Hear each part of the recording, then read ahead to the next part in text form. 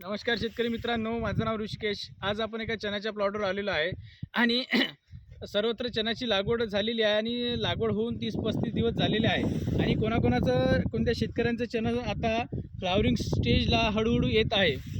कोणाची जो अर्ली चणावाला आहे त्यांची 5% ते 10% पर्यंत फ्लावरिंगसुद्धा सुरू झालेली आहे। तरी या फ्लावरिंग स्टेजवर काय फवारणी घ्यायची याबद्दल आपण आज बघणार आहोत।